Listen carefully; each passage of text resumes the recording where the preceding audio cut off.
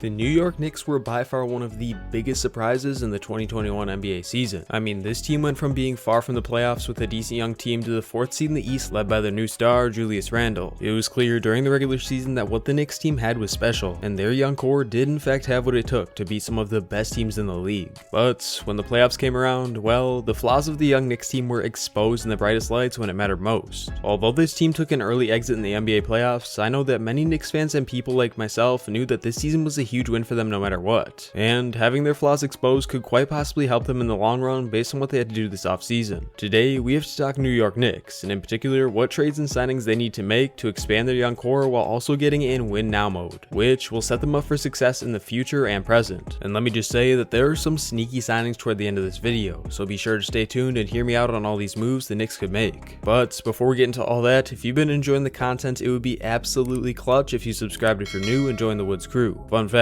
over 95% of you guys that have been watching the videos consistently aren't even subscribed. So if you just hit that sub button below, I could go full time very soon and make videos like this every single day. Back to the Knicks though, because even though it might not seem like it, this offseason could be a very pivotal one for this franchise that has been stuck in losing for so long. It was clear that despite their amazing regular season, they just didn't stand a chance against the Hawks, who although made it all the way to the conference finals, aren't even the best team in the East, especially if everyone was healthy. I knew that this team would probably struggle in the postseason because of lack of experience, but I did not expect Julius Randle to regress as much as he did. But because of Randle's struggles, there are a few things that were brought to my attention, so before we get into the moves this team should make, we have to talk about their needs, because that is exactly what determines the players they should target this summer. The first thing that I, and I'm sure many of you noticed during the playoffs or even in the regular season, is that this team desperately needs a facilitator or at least more playmaking on their team. With Julius Randle running the point forward, he did a decent job of making plays for this team, but the fact is, if the Knicks want to take their play to the next level, they need someone that they can rely on besides Randle who can be the primary playmaker for the team. Like I said, Randle isn't bad by any means, but it was clear that when he couldn't play at his normal level in the playoffs, the Knicks offense suffered tremendously because he wasn't viewed as a threat like he normally is. Now the Knicks do have guards who could step into this role with Barrett and Quickly, but developing into a high IQ guard that can initiate offense against the best teams in the league takes time, and in my eyes, it would be best for the Knicks to get someone who was already in that role. Aside from playmaking, it was also clear that this team needed shooting as well. Against the Hawks in particular, even though they aren't the best defensive team, they were able to lock up the Knicks because of the fact that they could often leave corner threes open and not get burned for it. If the Knicks want to pose a serious threat on offense, they need to get some elite shooters that could help the offense flow a lot better. It was clear that even in the regular season, without perimeter shooters, the Knicks offense more often than not was very stagnant, with a lack of ball movement, which led to a lot of iso ball with guys like Randle and Derrick Rose. Although this was good in the regular season because of the fact that Randle played so well, it ultimately hurt them in the playoffs because the Hawks were easily able to shut down the strategy and Randle underperformed. A boost of shooting would also take a lot of pressure off Randle and whoever else is the primary ball handler of this team because the spacing on the floor would be a lot better, and the offense could flow consistently with shooting outlets. But aside from those two things, the last issue I wanted to discuss has to do with the big man situation, because to say the least, what they had this season wasn't ideal. With Mitchell Robinson in his injury history and Noel, who although is great, just wasn't what this team needed for a starting center, it is clear that getting a new big man will definitely be on their list this offseason. Opting into Robinson's team option is a no-brainer for this team because of his potential alone, but where things get difficult is with other players, being that the Knicks will likely target new players this summer and they will only be able to bring so many of their free agents back, which means that they could very well see Taj Gibson and Nerlens Noel leave this team if they get offered a solid bag elsewhere. With that being said, it is very clear that this Knicks team has quite a few things they need to fix on their roster this summer, so let's just get right into the moves that I believe they should make for young players that fit on their timeline and also help them win now. Starting with the need for playmaking, this might be the most obvious trade target in the video, because there's been a guard rumored to have interest in the Knicks who is young and has the skills they need, that player being Lonzo Ball of the Pelicans. Despite the Knicks making it clear that they wanted to make a push for a star guard, Lonzo would be a solid option for this team regardless of if they make a big trade or not. Zoe didn't have the best start with the Lakers, but after spending some time with the Pelicans, he showed that he is one of the best playmaking guards in the league. If you've watched Lonzo in the past year, you know he's legit. Between the half-court lobs to shooting nearly 40% from 3, Ball has shown that he is worthy of being a starting guard in the league. Being that the Pelicans made it clear that they will not be winning anytime soon, Lonzo will likely likely leave as a restricted free agent to a larger market team for a bigger role, and the Knicks might just be the perfect landing spot for him. Lonzo would impact the offense of this team in a big way, with his ability to play make and be a perimeter threat, not to mention that he would fit in great with the #1 defensive team in the league as well. In my eyes, if the Knicks were to sign Lonzo, it would be on a long-term deal to pair him with RJ Barrett for the future. With the Pelicans more than likely not matching any other significant offers to Lonzo, in my eyes, the contract will be around 4 years and $16 to $18 million a year range, and possibly more if there's a competition to get him. This would be well worth it for the Knicks, as they would lock in another young potential great player for their long-term plans and solve their biggest issue with playmaking. Aside from Lonzo though, we have to talk about other free agent targets that can shoot the ball well, because adding just Zoe wouldn't be enough to make this Knicks team as dangerous as they could be. There are a few ways the Knicks could go to get the shooting they need, but honestly, there are 2 targets that would be great for this team even though they are very different players. One of those players being JJ Redick of the Mavericks. It was clear that after JJ Redick was traded to the Mavs mid-season, he was upset about this move and will be leaving this team in the summer. On his podcast, he talked about how he would love to get closer to his family in New York, and even hinted about joining the Knicks or Nets. Redick is one of the better perimeter shooters in the league, and even though he had a slightly off year last year, he would be a great veteran presence for this young Knicks team.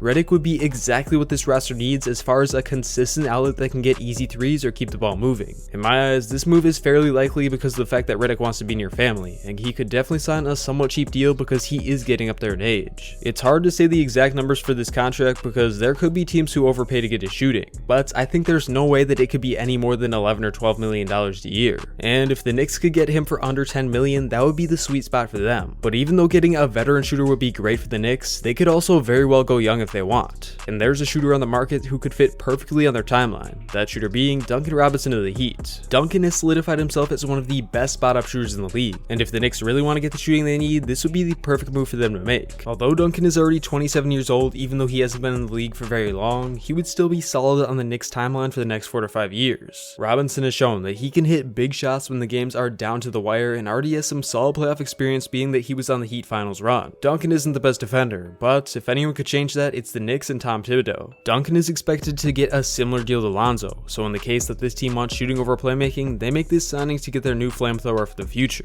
Now that we have covered the main signings that fix the big issues on this team, we have to talk about the potential big man targets, because to say this rim protector center would fit this team perfectly is an understatement. Although Mitchell Robinson has the potential to be great still, it has been clear that because of his injury liability, this team will need to get a backup or starting center so they aren't in trouble if Robinson gets injured. And the center I think they should make a move for is Jarrett Allen of the Cavs. Not many people are talking about this signing for the Knicks, and honestly, I don't know why. Allen has shown that he can be one of the best rim protecting centers in the league and will be yet another player that could fit on the Knicks timeline perfectly. The Cavs have made it clear that they will more than likely be letting Allen go in free agency because of the fact that they will probably draft top prospect Evan Mobley in the NBA draft, which means that Jarrett Allen is free to go to wherever he pleases. There have been some rumors about Allen becoming a starting center for the Knicks, and to me it all makes sense. Allen was traded from the New York Nets last season in the James Harden trade, so if he liked the city and culture in New York, there's a good chance that he returns to the city in free agency but with the Knicks. Not to mention that Allen is a fearless defender and isn't afraid to jump with anyone even if it means that he gets dunked on. This makes Jarrett Allen the perfect fit for the Knicks, and if they were to get Lonzo as well, this would be a lot of easy lob buckets because of the fact that Zoe is a playmaker as well. The only tricky thing here is money, because Allen is expected to get a 4 to 5 year deal that is in the range of $100 million,